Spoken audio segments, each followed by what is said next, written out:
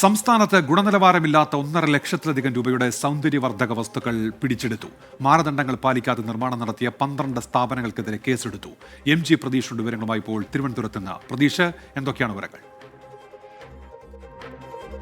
ഉന്മേഷ, സംസ്ഥാനത്ത് വ്യാജ സൗന്ദര്യവർദ്ധക വസ്തുക്കൾ വ്യാപകമാകുന്നുവെന്ന പരാതിയുടെ അടിസ്ഥാനത്തിലായിരുന്നു ഡ്രഗ്സ് കൺട്രോൾ വകുപ്പ് പരിശോധന നടത്തിയത്. ഈ പരിശോധനയിലാണ് 1.5 ലക്ഷത്തോളം രൂപ വില വരുന്ന സൗന്ദര്യവർദ്ധക വസ്തുക്കൾ പിടിച്ചെടുത്തിരിക്കുന്നത്. 101 സ്ഥാപനങ്ങളിലാണ് ഡ്രഗ്സ് കൺട്രോൾ വകുപ്പ് പരിശോധന നടത്തിയത്. ഇതിൽ 12 സ്ഥാപനങ്ങൾക്കെതിരെ നിലവിൽ കേസെടുത്തിട്ടുണ്ട്. 59 സാമ്പിളുകൾ ശേഖരിച്ച് പരിശോധനയ്ക്ക് അയക്കുകയും ചെയ്തു എന്നതാണ് ഡ്രഗ്സ് കൺട്രോൾ വകുപ്പ് നൽകുന്ന വിശദാംശം. ഈ പരിശോധനാ ഫലം വരുന്ന മുറയ്ക്ക് മറ്റ് തുടർ നടപടികൾ സ്വീകരിക്കുമെന്നും പ്രധാനമായും അറിയിച്ചിട്ടുണ്ട്. ഈ ഓപ്പറേഷൻ സൗന്ദര്യയുടെ 3ാം ഘട്ട പരിശോധനയാണ് ഇന്നലെയും ഇന്നുമായി നടന്നത്. ആദ്യ 2 ഘട്ട പരിശോധനകളിൽ 7 ലക്ഷത്തോളം രൂപയുടെ കോസ്മെറ്റിക് ഉൽപ്പന്നങ്ങൾ പിടിച്ചെടുക്കുകയും അതിനെതിരെ നടപടി സ്വീകരിക്കുകയും ചെയ്തിട്ടുണ്ട്.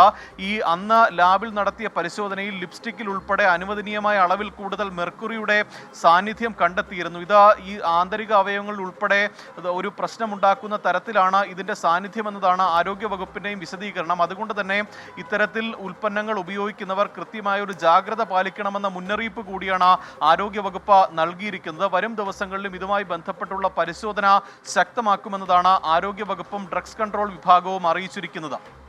MG പ്രതീഷാണ് വാർത്തയുടെ വിശദാംശങ്ങൾ നൽകിയത്. തിരുവനന്തപുരത്ത്